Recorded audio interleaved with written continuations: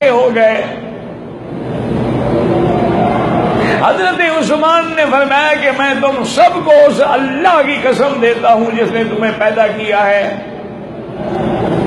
جب مدینے والوں کو میٹھا پانی نہیں ملتا تھا، بیر روما خرید کر کے وقف کس نے کیا؟ انہوں نے کہا انت، آپ نے کیا۔ انہوں نے کہا آج مجھے پانی نہیں دیتے ہو۔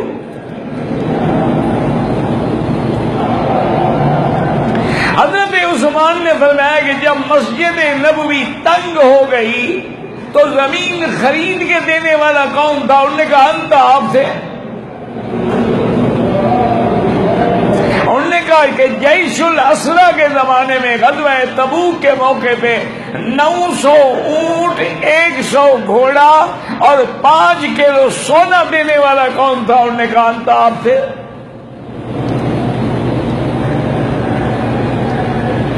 انہوں نے کہا حضور کی 2 بیٹیاں کس کے گھر میں ہیں؟ انہوں نے کہا آپ تھے۔ انہوں نے فرمایا کہ اسلام میں کسی کو قتل کرنا جو ہے وہ صرف 3 چیزیں ہیں جن کی وجہ سے قتل ہو سکتا ہے۔ ایک تو یہ ہے کہ کوئی قتل کرے، اس کو قصاص میں قتل کیا جائے، اور ایک یہ ہے کہ کوئی بوڑھا ہو، شادی شدہ ہو اور پھر زنا کرے، اس کو بھی قتل کیا جاتا ہے، اور ایک یہ ہے کہ جو دین اسلام کو چھوڑ کے مرتد ہو جائے اس کو بھی قتل کیا جاتا ہے۔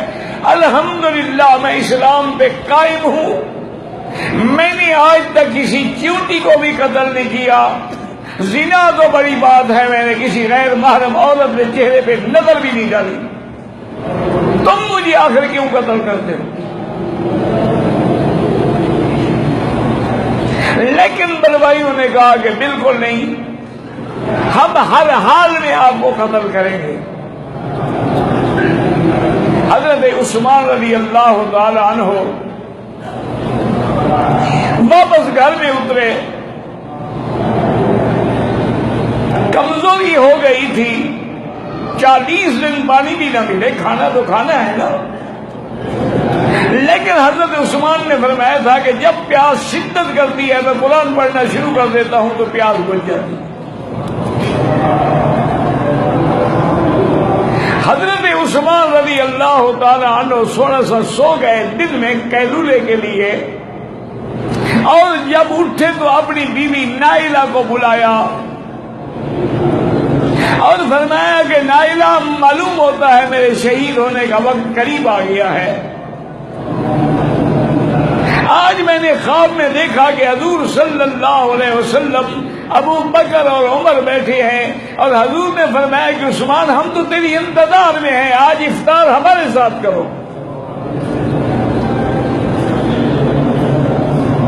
تو اس لیے فرمایا کہ نائلہ اب میری شہادت کا وقت قریب آ گیا ہے، ایک تو مجھے پاجامہ دے دو میں پہن لوں تاکہ باقی مجھے قتل کریں تو کہیں میرا سطر نہ کھل جائے۔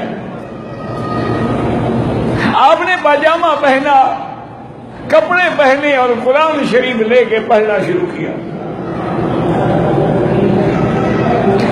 اور اللہ تبارک و تعالیٰ کی شان ہے کہ بلوائیوں نے دیوار کے پچھلے حصے سے کود کے اندر آئے اور ایک ظالم نے لوہے کی لٹھ ماری حضرت عثمان کے سر پہ،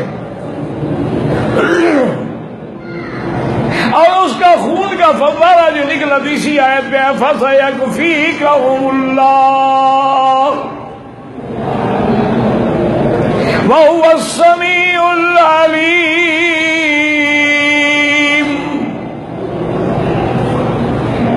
بی بی نائلہ نے بچانے کی کوشش کی تو ایک ظالم نے تلوار مار کے ان کی انگلیاں کاٹ دی،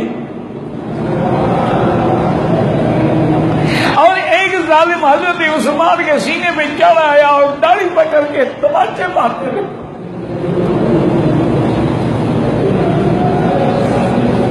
جب اسے تھپڑ مارا تو بی بی نائلہ نے بددعا کی، فرمایا اللہ تیرے ہاتھ کو خشک کر دے، اور اللہ تجھے لولا لنگڑا اندھا کر دے، اور اللہ تیری مغفرت کبھی نہ کرے۔ حضرت عثمان حالت میں قرآن پڑھتے پڑھتے شہید ہو گئے، روح نکل گئی، لیکن ظالموں نے پھر بھی سینے پہ چڑھ کے کودتے رہے، آپ کی پسلیاں ٹوٹ گئی۔ اور آج مظلوم عثمان کو جنازہ نہیں اٹھانے دیتے، 2 دن بغیر جنازے کے آپ اپنے مکان میں رہے۔ حضرت علی نے صحابہ کو اکٹھا کیا کہ یہ کتنا بڑا ظلم ہے کہ حضرت عثمان کا تجہیز و تکفین بھی نہ ہو۔ انہوں نے بڑی قوت کے ساتھ رات کو حضرت عثمان کو گھر سے نکالا اور لالٹین لیے ہوئے بی بی نائلہ آگے چل رہی تھی کہ شاید بلوائی جو ہے وہ عورت کا حیا کریں، اور بڑی مشکل سے صرف 18 آدمیوں نے حضرت عثمان کا جنازہ پڑھا، جن میں امامت کرنے والے حضرت جبیر بن مطعم تھے، اور جنت البقیع کے آخری کنارے پہ حضرت کو دفن کیا گیا۔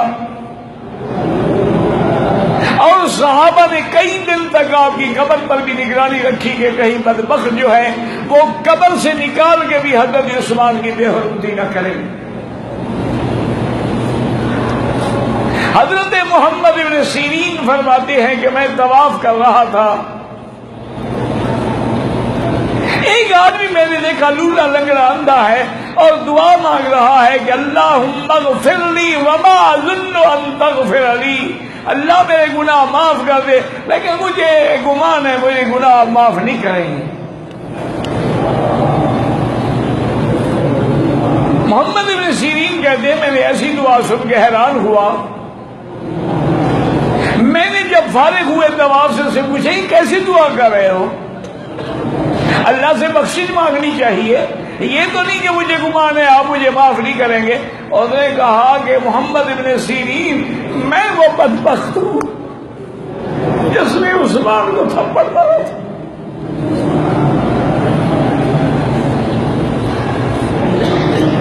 تو مجھے ان کی بیوی نے 3 دعائیں دی تھی، اے بس اللہ یدک واعما بصرک فلا یغفر لک۔ انہوں نے 3 دعائیں دی تھی کہ اللہ تیرے اس ہاتھ کو خشک کر دے، اور اللہ تجھے اندھا کر دے، اور اللہ تیری کبھی مغفرت نہ کرے۔ یہ دیکھو میرا ہاتھ لکڑی کی طرح ہو گیا، وہ دعا بھی لگ گئی، میں اندھا بھی ہو گیا، یہ بھی لگ گئی، اب تیسری کا بھی مجھے یقین ہے کہ مجھے خدا معاف نہیں کرے گا۔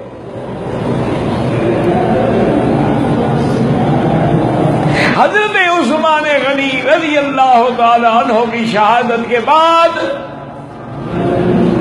دشمنان اسلام کو موقع ملا اور اسلام کے اندر فتنوں کی ابتدا ہو گئی۔ آپ کے فوراً بعد حضرت علی رضی اللہ تعالیٰ عنہ خلیفہ بنے، لیکن وہ جو ابتدا ہو چکی تھی اس کے بعد وہ فتنے بڑھتے گئے، جنگ صفین ہے، جنگ جمل ہے۔ وہ تلوار جو حضرت عثمان میں اٹھی تھی اسلام کے خلاف ہمیشہ چلتی رہی۔